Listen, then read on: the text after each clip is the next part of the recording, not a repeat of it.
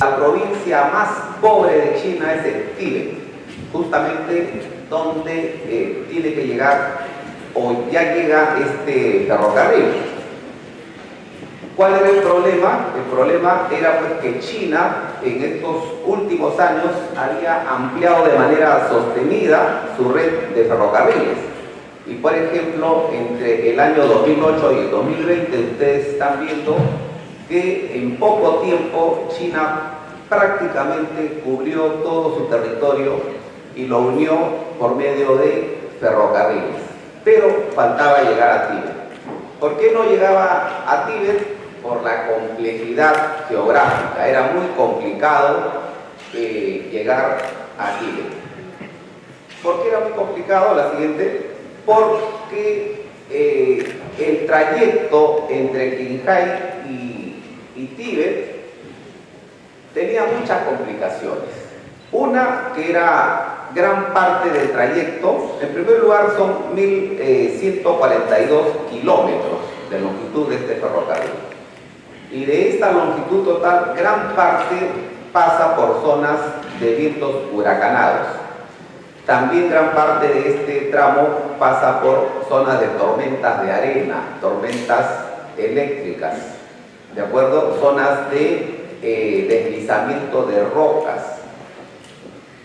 Incluso antes de la construcción de este ferrocarril, hace más de 40 años se intentó hacer una carretera y la carretera fue destrozada. ¿Por qué fue destrozada? Por el permafrost. Y justo vamos a entrar ahora a la ponencia sobre el permafrost. Componentes del proyecto. Primero los componentes de manera rápida y luego nos centramos en el tema del permafrost. Entonces, la vía férrea tiene 1142 kilómetros de longitud sobre una superficie de rodadura de terraplén con una altura de 2 a 10 metros y a su vez en las secciones elevadas se ha hecho con pilares y viaductos elevados. La siguiente. Bien, tenemos las estaciones de llegada, la estación de Lhasa en Tíbet y la estación en Tángula, que es la estación ferroviaria más alta del mundo. La siguiente. Bien, son 34 estaciones de pasajeros a lo largo de todo su trayecto. Además de la superficie, del tramo de superficie para la vía ferroviaria, también tenemos túneles ferroviarios.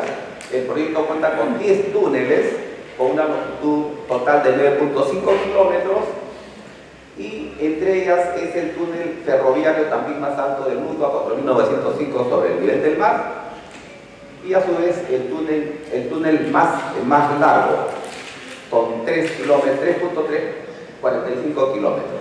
El siguiente. A su vez cuenta con 675 puentes para una longitud total de 160 kilómetros. En este caso también tenemos el puente Qinshui, que es el puente más largo del mundo construido sobre permafrost. La siguiente. Y a la vez, debido a que el 84% de todo el recorrido se ubica entre 4.000 y 5.000 metros sobre el nivel del mar, ¿de acuerdo?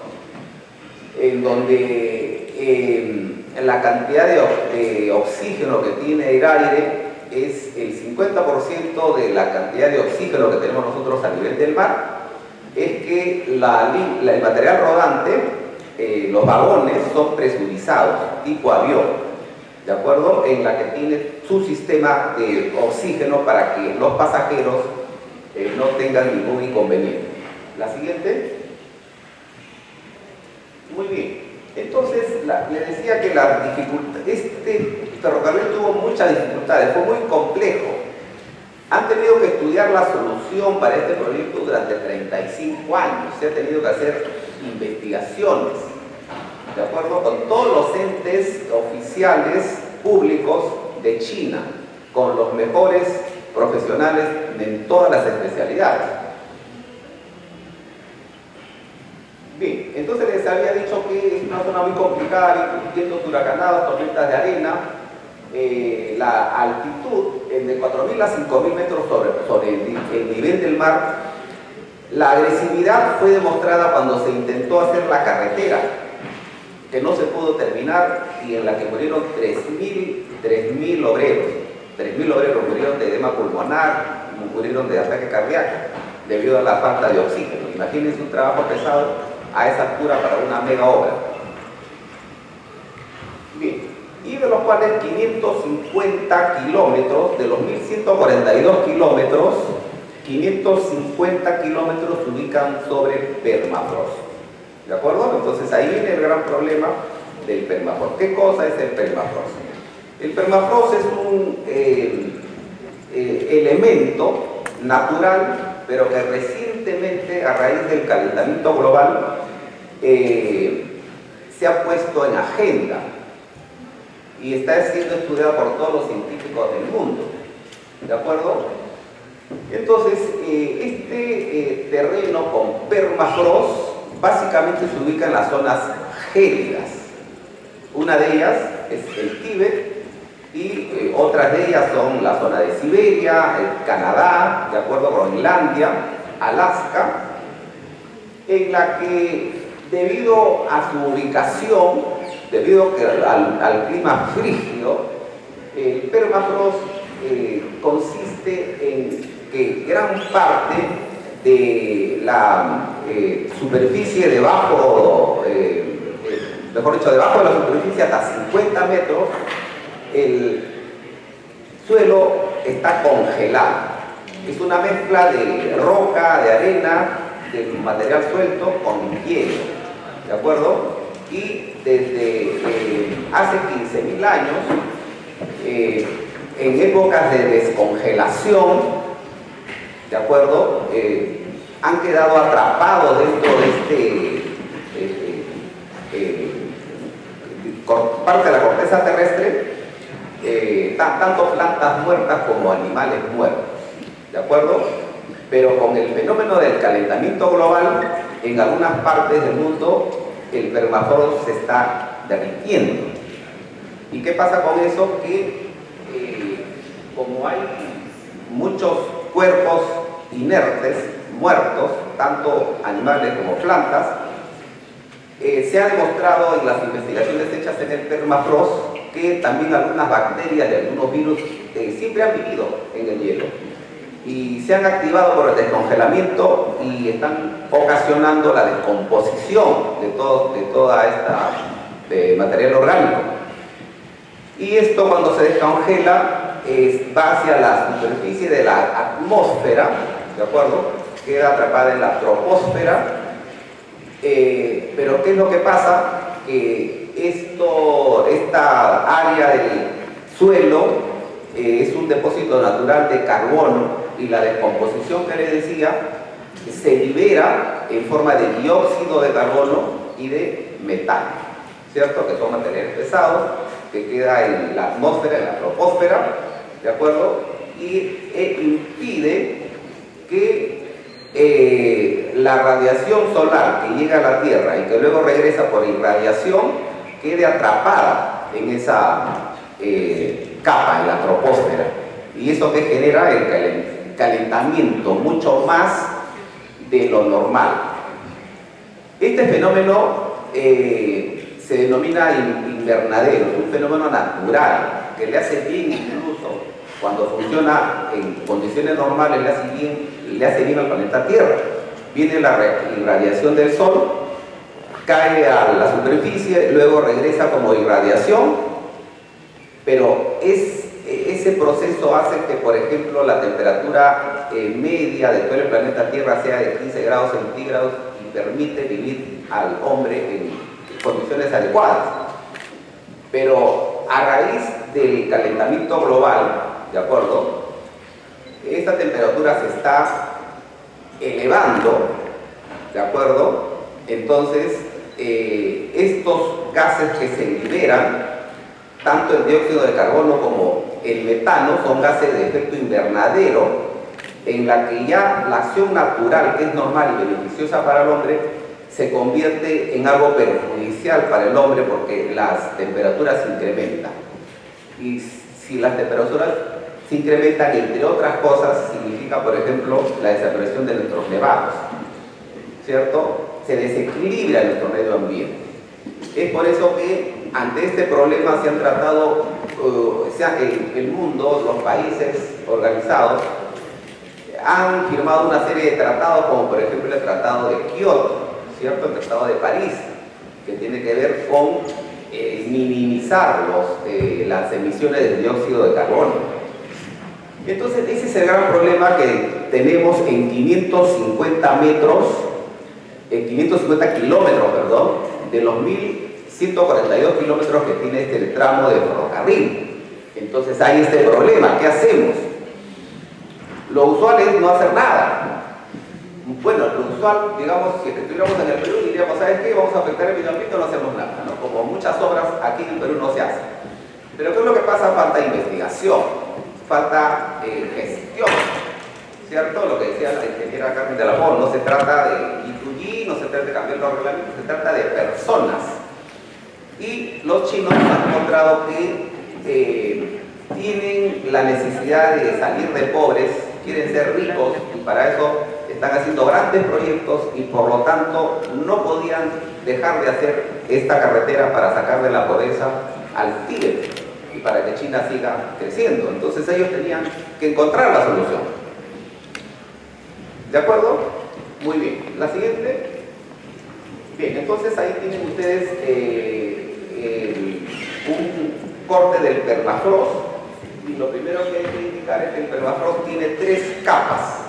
Una primera capa, que es la capa activa, que tiene un espesor entre 30 centímetros y 2 metros en promedio. Esta capa activa usualmente siempre se ha descongelado en verano, y en invierno se ha vuelto a congelar. Ese fenómeno es de siempre, y eso no le ha hecho daño a nadie, ¿cierto? Pero con el fenómeno del calentamiento global ya se empieza a derretir no solamente esa capa activa, sino lo que está debajo. Entonces, dentro de esta composición tenemos un primer espesor, que es la capa activa, y luego ya viene un segundo, que es el permafrost propiamente dicho, que tiene profundidades hasta de 60 metros, después de los 2 metros de la capa activa. ¿De acuerdo? Y luego, debajo del permafrost ya tenemos el agua en su forma natural, que no se ha congelado. ¿De acuerdo? Discurre, como nosotros en el Perú tenemos en distintas partes de Perú, el acuífero, ¿cierto? Es el acuífero subterráneo, ¿cierto? En la que hay agua que discurre, y es la que nos permite luego nosotros capturarla por intermedio de pozos tubulares. Muy bien, entonces ahí tiene un perfil, un corte mejor explicado. Primero la capa activa de 30 centímetros a 2 metros, luego el permafrost hasta 60 metros, y finalmente el suelo descongelado. Entonces la solución para poder hacer el ferrocarril, la vía férrea, era justamente, ¿qué hacemos? ¿Cierto? ¿Qué hacemos? Tenemos de 30 centímetros a 2 metros un terreno que se congela y se descongela. ¿Cierto? Que en muchas partes del mundo esto se convierte en arena movediza, ¿cierto? En ciénagas. ¿Qué hacemos nosotros en el Perú cuando queremos hacer una carretera y encontramos con terreno de este tipo? Simplemente hacemos un mejoramiento del suelo, sacamos todo ese material y lo reemplazamos, ¿no?, con material de préstamo. Entonces, una primera solución para poder hacer el ferrocarril era justamente eliminar esa capa activa y reemplazarla. Pero ¿qué pasaba si eliminamos la capa activa y lo reemplazamos? Por ejemplo, con una losa de concreto, con un material compactado de préstamo, íbamos a generar más calor, ¿cierto? Íbamos a generar más calor. Y generando más calor íbamos a empezar a descongelar lo que no queremos que se descongele, el permafrost. Entonces, por lo tanto, esa actividad que es normal en toda parte del mundo y que acá en el Perú, de retirar el material que daña por otro material de préstamo, no lo podíamos hacer. Los chinos no lo podían hacer. Bien, la siguiente. En las zonas aledañas al ferrocarril, en las zonas del recorrido entre Qinghai y Tíbet, justamente este fenómeno, el fenómeno que estamos hablando, ha causado daños. Ustedes tienen ahí una vista fotográfica, por ejemplo, que también en otras partes que tienen este problema ha ocurrido, ¿no? Aquí, por ejemplo, el suelo se ha descongelado y ha causado el colapso de viviendas.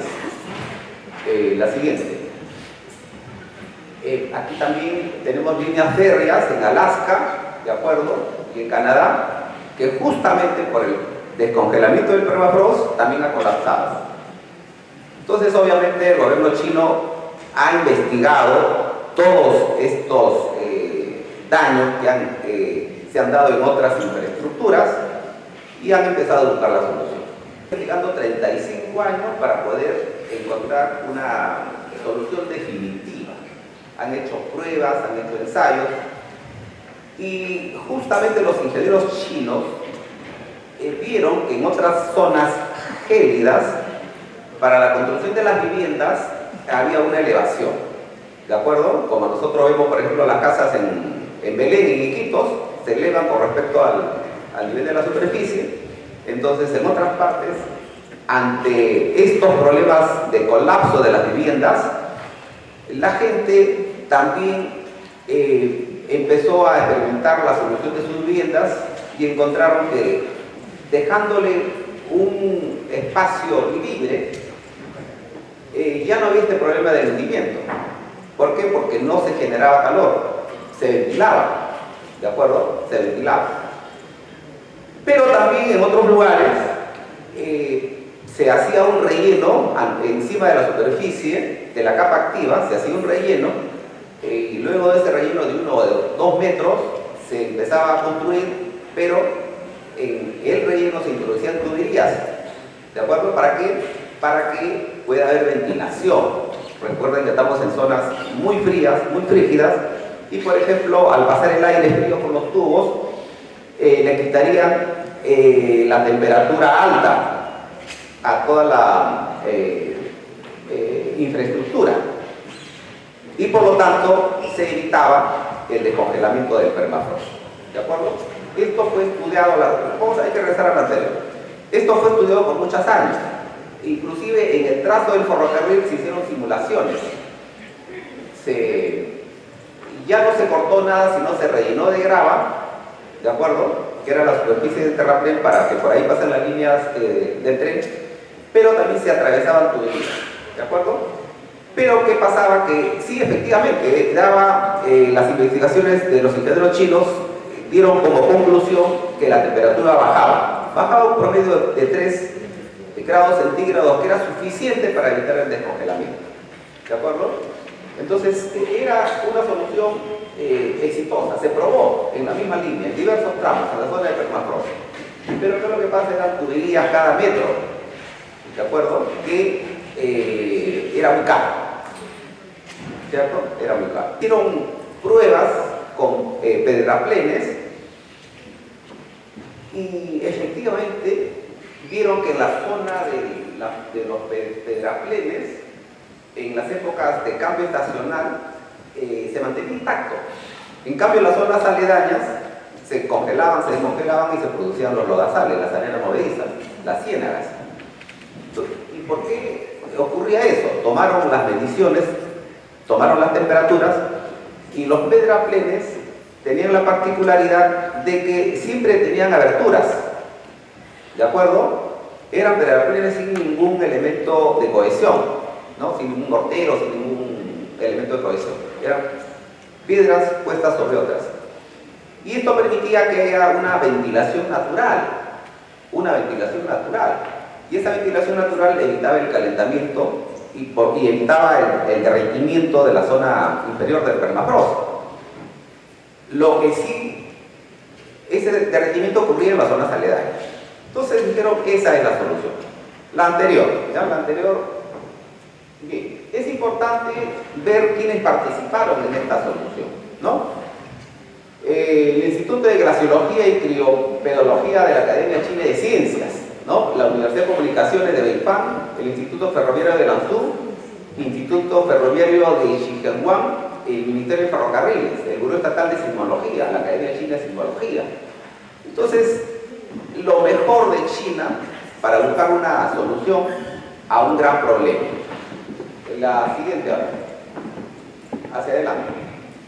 Muy bien, entonces, la mayor parte de la solución es la siguiente. La mayor parte de los 1142, ¿de acuerdo? Casi el 85% se construyó de esa manera. El terreno natural, encima de la capa activa, se rellenó con pedraplén, de 2 a 10 metros de altura. ¿De acuerdo? Dependiendo del gradiente que se quería para el ferrocarril. De 2 a 10 metros de altura, puro pedraplén. ¿De acuerdo? Sin ningún mortero. La única zona que sí se tenía que impermeabilizar era la zona de la plataforma por donde iban a instalar las líneas férreas. ¿De acuerdo? Pero los costados son simplemente pedraplenes que permiten, sin ninguna amalgama, para que circule el aire frío. Y ese aire frío evitaba justamente el calentamiento del permafrost.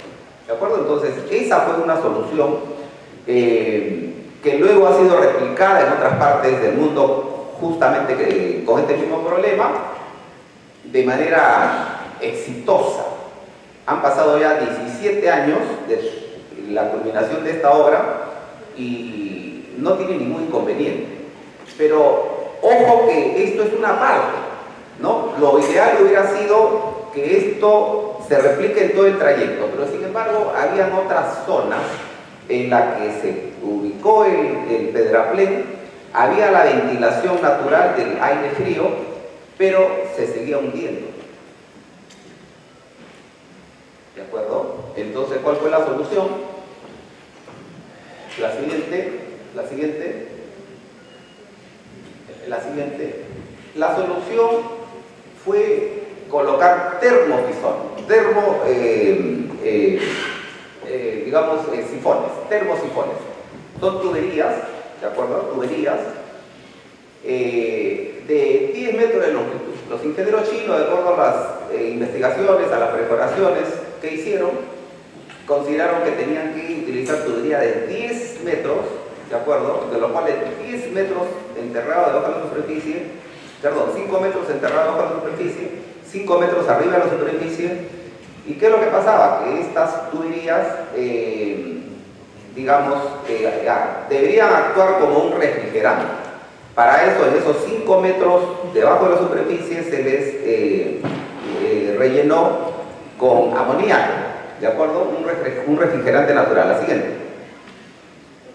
De tal manera que el amoníaco absorbía el calor debajo de la superficie y los liberaba, ¿de acuerdo? Que cuando llegaba a la parte superior, con la ventilación del aire, se condensaba y luego regresaba frío.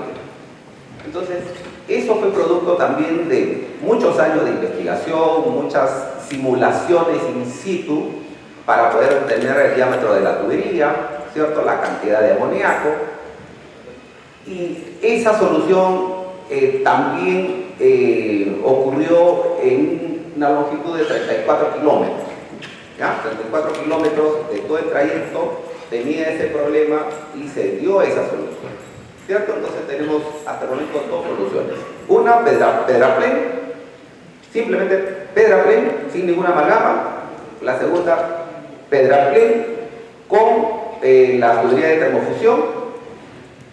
Pero habían otras zonas en las que tampoco era solución la termofusión. La siguiente. Bien, la siguiente, esto es una lista igual de la termofusión. Y había otras. Lo que se hizo para esas zonas, ya que la capa activa igual se iba a congelar y se iba a descongelar, era elevado. ¿De acuerdo? Era elevado. Un tramo elevado sobre pilotes. ¿De acuerdo? Sobre pilotes y encima un viaducto para poder luego colocar los rieles.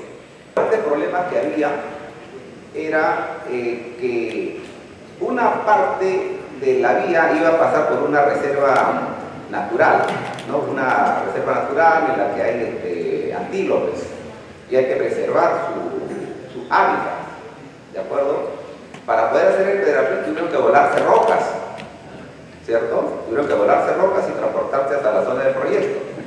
Y obviamente no podían hacerlo en las zonas cercanas a la reserva natural. Pero a su vez, como ustedes saben, diversas especies migran de un lugar a otro para poder aparearse. Y si, por ejemplo, entre otras bondades de hacer las vías elevadas, era que no se impide el paso, ¿no?, de estas especies que migraban de un lugar a otro. Y ha sido tan exitoso que luego de la construcción y de su funcionamiento, pues nosotros vemos, por ejemplo, ahí a todas las especies conviviendo justamente con el ferrocarril. La siguiente, allá de la vía concluida, la siguiente, el ferrocarril igual, digamos, que a su vez sirve de una ruta turística, ¿no? El material rodante, los vagones, tienen, así como en el avión, diversas clases, ¿no? Hay clases que tienen de todo, que tienen ducha, ¿de acuerdo? Hay otras que tienen su cama propia y hay los vagones normales que tienen asientos, ¿no? ¿Por qué? Porque este ferrocarril no solamente va de Quinjay a Tíbet. Este ferrocarril desde Beijing llegaba a Quinjay, ¿de acuerdo? Pero no podía llegar a Tíbet porque faltaba ese tramo. Ahora sí puede llegar, y son 48 horas de viaje desde Beijing, si queremos ir a Lhasa en tren. Pero como pasa por diversas zonas naturales, montañas, en las que se puede aprovechar para el turismo, entonces también gran parte del circuito turístico y gran parte de los ingresos que ahora tiene Tíbet es por los ingresos que da el turismo por este tramo. La siguiente. Bien, la siguiente.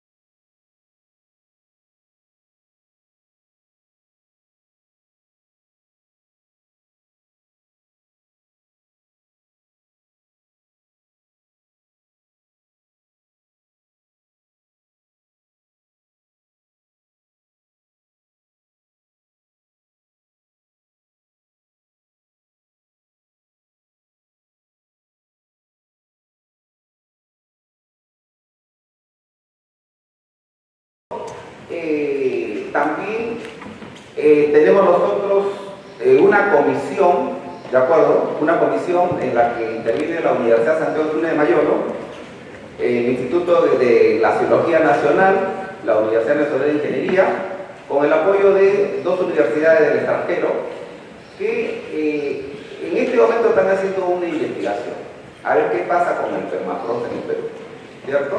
Está todavía en investigación.